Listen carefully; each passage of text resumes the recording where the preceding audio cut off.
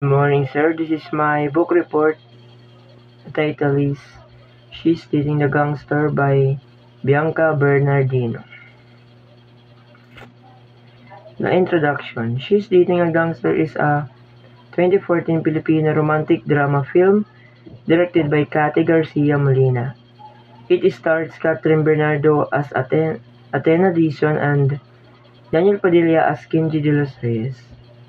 The film is based on a popular Wattpad novel written by Bianca Bernardino. Set in both the past and the present, the movie follows a love story that spans generations and explores the idea of young love, heartbreak, and second chances. And we have the summary.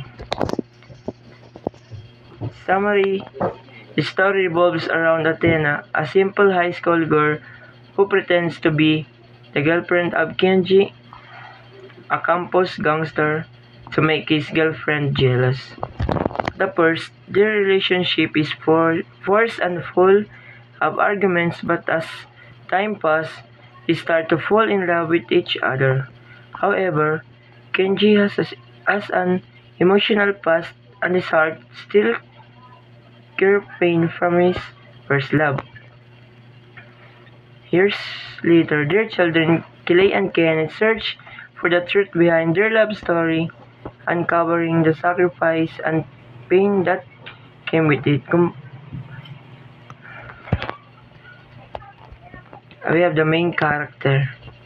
The main character is Athena Dizon.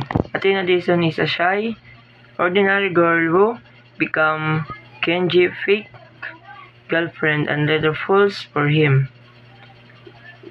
And we have Kenji de los Reyes, a rebellious and mysterious boy with a painful past and a hiding soap inside. We have Clay. Athena who is determined to discover the story of her past love. Kenneth, Kenji's son, who learns about his father's past through their journey. Kaminiraan uupat nga main character ha istorya. Amin akong favorite nga scene. Ito nagyakan ni Kenji kan tina nga tumaya ka lang kung masasaktan tayo. Di masaktan. Siya niya kang gyap ni Kon nga parte ng pagmamahal yun, di ba? Kahit simba man ni Kenji, kahit isang beses lang sa buhay mo, ayaw mo bang maging matapang? Kumbaga ito dida, gin-comfort ito niya. Iyate na nga, in era pagiging fake relationship na igpapadayon niya truth na, ituod na talaga. Ani pa at kuwan, era dida, first, ang nagpapanggap pala era, di pa niya rin ipapakita. Niya truth, feelings, era na duha. Ito dida ang part ito nga nagbulag niya tera nag-awera tas nagkawaray ang connection kay Athena bumulag ya kay Kenji kay unong nga may niya sakit. How many themes and message? We have true love, sacrifice, family and legacy, and healing and forgiveness.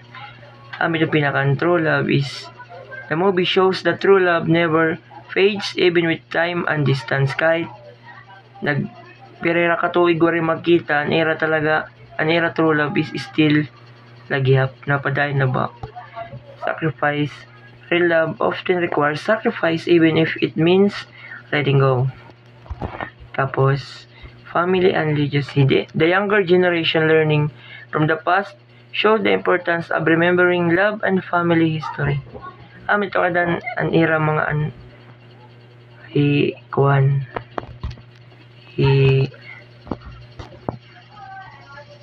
Kenneth kanikilay tera nga duha. Andi di my family.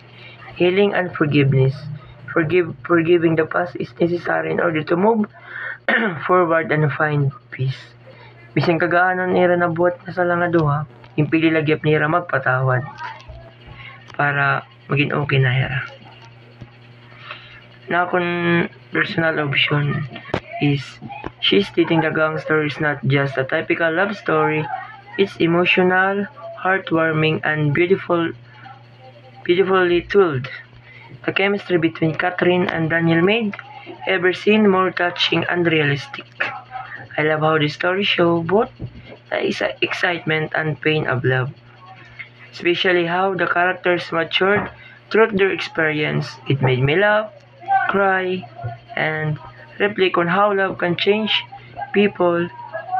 This film left a strong impact on, and it's one of the best Filipino romantic movies I watch.